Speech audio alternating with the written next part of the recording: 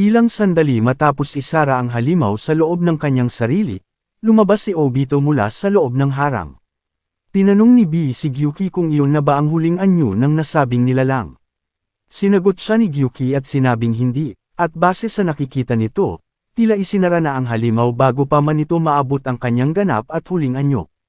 Nang lumala ang sitwasyon at maipit ang alyansa sa loob ng harang kasama ang isang punong nagpapaputok ng mga bola ng halimaw, natagpuan ni B at ng ibang mga mandirigma ang kanilang mga sarili na nabalot muli ng dating anyo ng unang antas ng balabal. Sinabi niya kay Gyuki na tiyak na naramdaman din nito ang pag-iisa ng bahaging yin at yang ni Kurama. Pagkatapos nito, napunta sila sa labas ng harang at nakatakas sa nakamamatay na panganib dahil sa ginawa ni Naruto at Minato. Nang kinuha naman ni Obito ang 10 buntot at nagsimula itong magbago at maging isang dambuhalang puno, ipinaalam ni Gyuki kay B na nakuha na ng 10 buntot ang tunay at huling anyo nito. Habang hinahabol siya ng mga ugat ng puno, nagreklamo si B dahil sa dami ng mga sumusunod sa kanya lamang. Sinabi naman ni Gyuki na malaki ang posibilidad na ganito ang nangyari dahil naramdaman ng puno na mas marami siyang lakas na daloy kaysa sa ibang mga mandirigma. Sa kabila ng pagkapagod, nagawa pa rin ni B, sa tulong ni Samihada, na sirain ang mga ugat na sumalakay sa kanya. Nang bumalik ang mga punong mandirigma sa labanan at lumapit si AKB, isinigaw nito na dapat na silang maghandang lumaban.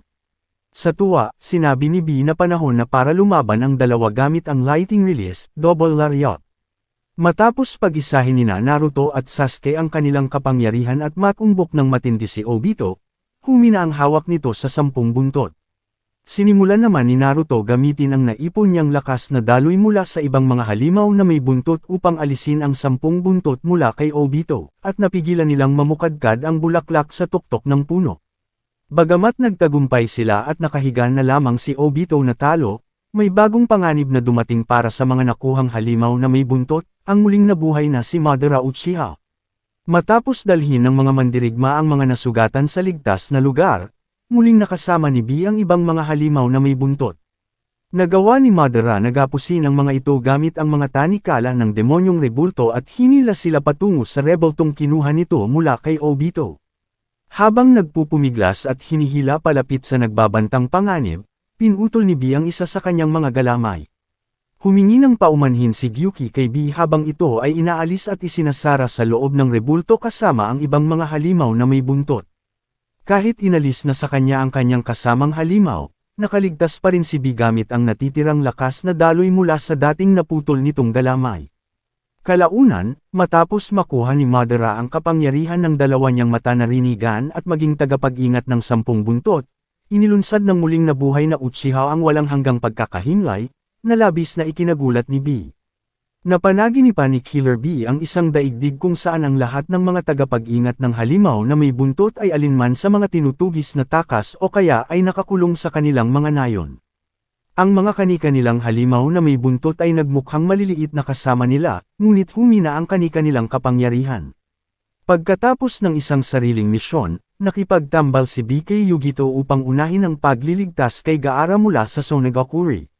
Nang pumayag na tumulong si Gaara, iniligtas at kinuha naman nila si Naruto mula sa Konohagakure. Pagdating nila sa Tekagakure upang iligtas si Fu, hinarang sila nina Itachi, Sasori, at Deidara. Matapos dumating si Fu upang tumulong at biglang nagpasya si Itachi na talikuran ng Akatsuki, umatras ang mga natitirang kaaway. Pumayag naman si Fu na sumama sa ibang mga tagapag-ingat. Ipinaliwanag ni B na bahagyang nabuhay muli ng Akatsuki ang 10 buntot at ninakaw ang karamihan ng kapangyarihan ng mga tagapag-ingat, at balak nilang gamitin ang nasabing nilalang upang salakayin ang isang prinsesa. Dahil nawawala pa rin si Yagora, naghiwalay ang bagong nabuong pangkat, at nakatambal ni B si Han. Nakita nila si Yagora sa tamang oras upang makumplito ang kanilang pangkat at mapaglabanan ng Akatsuki, at winasak nila ang demonyong rebulto.